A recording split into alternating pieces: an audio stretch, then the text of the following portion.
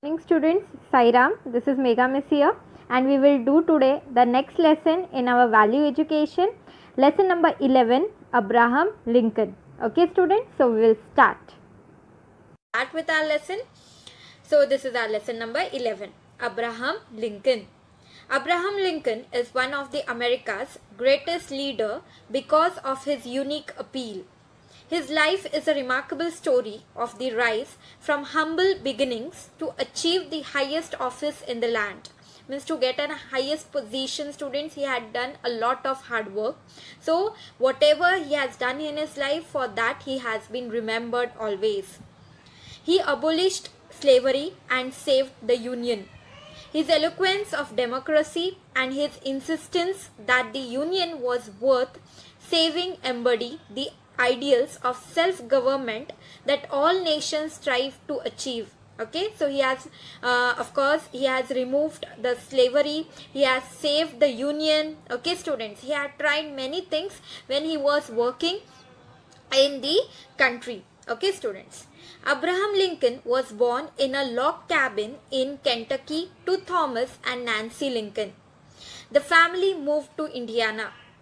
Abraham, when he was an 8-year-old boy, helped his father build another log house. A year later, his mother died and his father remarried again. There were now 3 more children in the family other than Abraham and his sister Sarah. Okay students, so unfortunately his mother died. Okay, when he was moved to another place, he was helping his father to build another log house. Okay, and after that, as I told you, unfortunately his mother died. Then his father remarried, and now he has what you can say, the siblings. Okay, more 3 siblings he has got. Okay students, so we will see now further what happens. Lincoln had less than a year of schooling. Books were scarce and so was the paper. He was not getting the books. He was not able to study properly. Okay, he worked his arithmetic problems in a board, cleaned it and used it again. The family owned a Bible and he spent many hours reading it. Sometimes he would walk for miles to borrow a book. One of his favorite book was The Life of George Washington. Okay students, so yes, the condition was not good of the family. He was not able to complete his schooling properly. He went miles to get a book to read it. Okay, only a book which the family had was the Bible, which he used to read. Okay students, by the time he was 17, he decided to become a lawyer. He would walk 17 miles to the country court house in order to watch the lawyers work. Okay students, so he had a lot of dedication towards his work. So as he decided he wanted to become a lawyer, he decided that whatever I have to do in my life, I'll do and become a lawyer. Okay, then he would go home and think about what he had seen. So he used to see in the court how the lawyers, they are talking, how they are solving the cases, so that he used to come back home and he used to think upon it, what he had seen. Okay, when he was 21 years old, he worked as a laborer in a farm. So not only he was doing only the work to become a lawyer, students, but whatever work he used to get, he used to do that. Okay, he worked in different jobs later. So he did many jobs. Every time he got a new job, he would try to work on a skill which would help him when he became a lawyer. When he was a shopkeeper, he tried to be honest and fair. Okay students, when he was a postmaster, he tried to learn how to get along with people well. Means how to speak properly, politely with the people. Okay, while giving their letters and all. When he was a surveyor, he tried to be always accurate in his measurements. So he used to go for survey and all. You know, different types of surveys are there. And when he used to go for that surveys, he used to try that he is always accurate in his measurements. Okay students, he still wanted to be a lawyer. Means he did many types of different work, but then also his aim was to become a lawyer. He would go without sleep in order to study. He would borrow books from a neighbor in the evening, read them by the light of the fireplace, and return the books in the morning. Means whole night he used to, in that fireplace, he used to sit and he used to read the book. Okay. In 1836, he passed the test and become a lawyer. Okay, students. So he became a lawyer in 1836. Abraham Lincoln was elected as President of United States in March 1861. So he became the President, students, of United States. The Civil War began after fight about slavery, and a civil war had begun. Lincoln wanted the United States to remain as one nation. It was in danger of being divided into two nations, the North and the South. Okay, so he was trying hard that the nation should not get divided. So, in his inaugural address as the President of the nation, an incident occurred which brings about Lincoln's belief in the dignity of labor and his strength of character. During his inaugural address, he quoted from the Bible, "A house divided against itself cannot stand." Means what he is saying, students, if we get divided, then we are not able to fight. Okay, so he gave an example. He gave a quote from the Bible by saying, "A house divided against itself cannot stand." Okay. In 1863, he issued a proclamation freeing the slaves in the southern states, and the country was able to remain a united nation. Okay, so whoever were the slaves, he said that we should set them free. All the slaves in the United States became free eventually.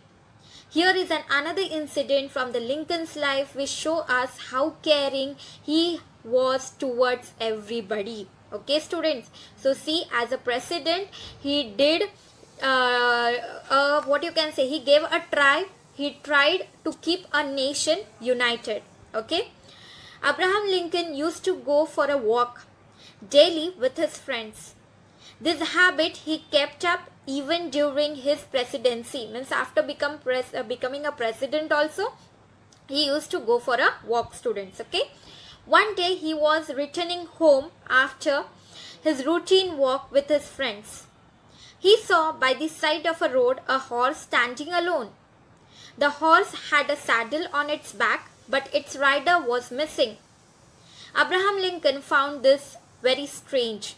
So when he went for a walk with his friend, student, what he saw? He saw that, yes, by side of a road there is a horse standing alone. Okay, and there was a saddle, means a seat was there in which the person sits. Okay, to ride the horse, that was also there. Okay, so he was finding it very strange that why this horse is standing alone here. He asked his friends, "A horse without a rider? This is peculiar. Do you recognize this horse?" So he is asking his friends, "This is really strange. Do you all know this horse? Maybe he is lost. We can return him to his owner." So what he is saying to his friends, I think he is lost and we should try to return it to its owner. Abraham Lincoln's friends seemed to recognize the horse. They suspected its owner to be a drunkard who would frequently be found lying unconscious on the road.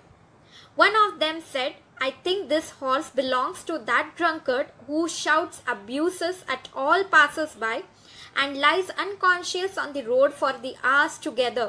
So one of the friends, he was thinking, yes, I have seen this horse with his owner, and yes, that person whose horse it is, he is always drinking. Okay, and he is giving the bad words to the other people who are passing the roads or going through that road. Okay, so what he is saying, Abraham Lincoln then said, "Well then, we must find him and return his horse to him.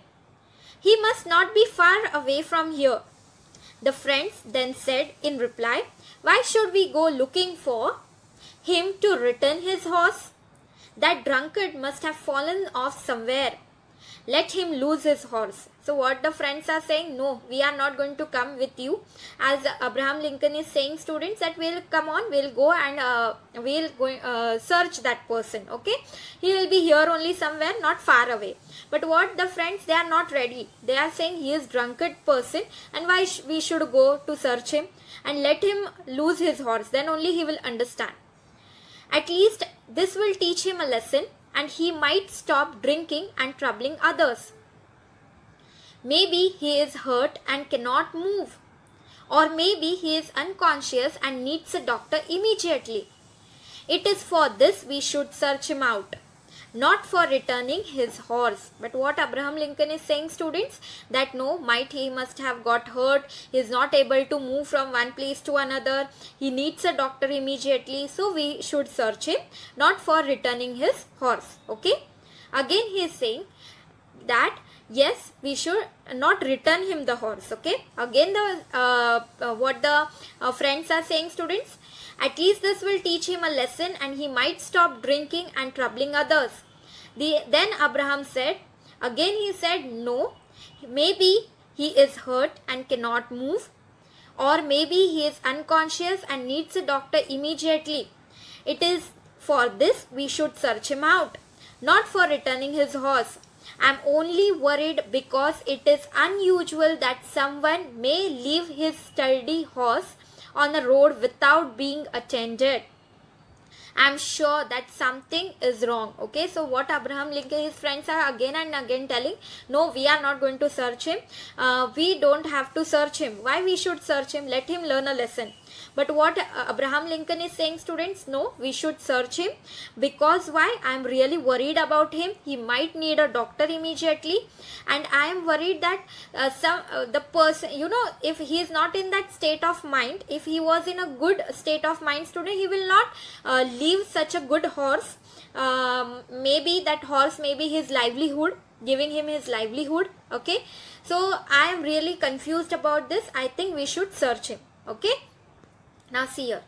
So something has gone wrong with that man, Abraham Lincoln is saying. Okay, otherwise his horse would not be here like this, and the horse will also not stay there alone waiting for the owner, right? The horse may have went from there. Why he will stay there? Okay, let's go in search of him and see if he is all right. It is after all just a matter of a few more for that man. It is already late and we better get home before it turns dark. What his friends are saying, that it is already late. I think we should move back to our homes. In that case, you may go home. What Abraham Lincoln is saying to his friends, you all go home. Okay, I will go back on the road and search that man. It will soon turn dark. That gives me enough reason to search him quickly. He may be in a need of help. Saying so, Abraham Lincoln waved at his friends and walked back on the road with the horse. He took the horse also, and with the horse he was searching the man. He walked for a while, okay, looking carefully on the both sides of the road. Suddenly he spotted something under a bush. It was difficult to see as it had turned dark. Okay, so he found something in a bush. There was not enough light on the road to see clearly under the bush. So Abraham Lincoln went closer and had a look. He found that a man wearing a dark coat was lying there. Yes, the man was lying there in the bush. He tapped the man a few times, but he did not respond. So he pulled him out and turned him over. The man was drunk and unconscious. Okay, students. He seemed to have fallen off the horse and was bleeding lightly from his forehead. So might he had fallen from the horse and he got hurt in his forehead. Abraham Lincoln immediately lifted the man and placed him over the horse. He took both the man and the horse to his house. Abraham Lincoln's family members got annoyed with him. They were angry with him, okay, for bringing the drunkard home, but Lincoln did not worry about their angry words. He washed the man's wound and applied medicines to it. He brought the man to a semi-conscious state and helped him in washing himself. Okay, he tried to bring his semi-conscious, or whatever he was unconscious, he tried to bring him back to the consciousness. He also gave him good clothes to wear. Lincoln then gave him a meal and a bed to sleep. So he took care of that person. Okay. In the morning, Lincoln himself went with the man to his house after serving him some food to eat.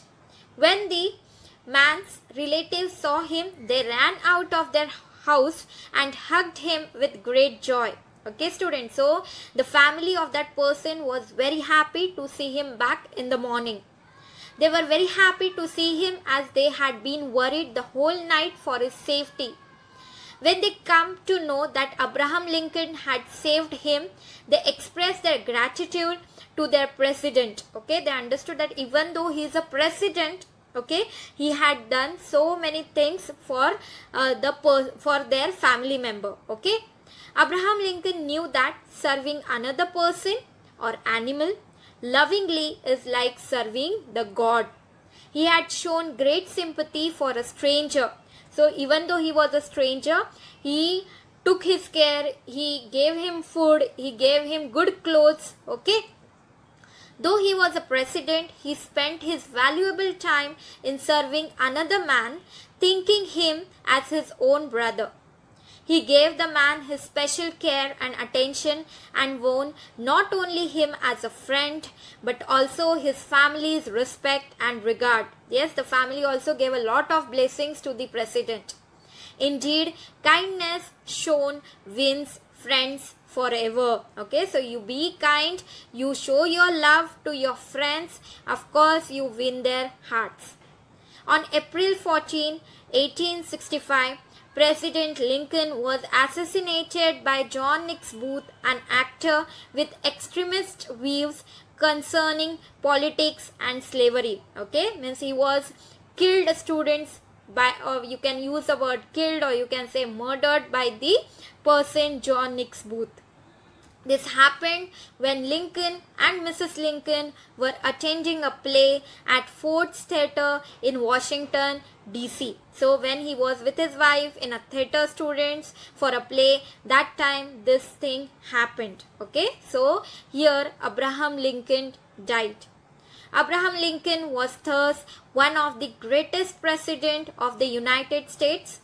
Even today, children study about him and his historians write about him. Okay, students. So moral of the story today is a house divided against itself cannot stand. Means in a house only, if you are not living happily, if you are not respecting others' views also, then, and if you are separated and living together in one house, then also it is of no use. Okay, when you are together, that time only you can fight together and win any of the problems. Okay, students. So remember, students, service at the hour of need is real devotion. This is said by our Shrima. Okay, students. So service at the hour of need is the real devotion. Okay, students. So I hope today's lesson number 11, you have understood. We'll meet in the next lesson. Okay, students. So thank you. Sai Ram. Take care.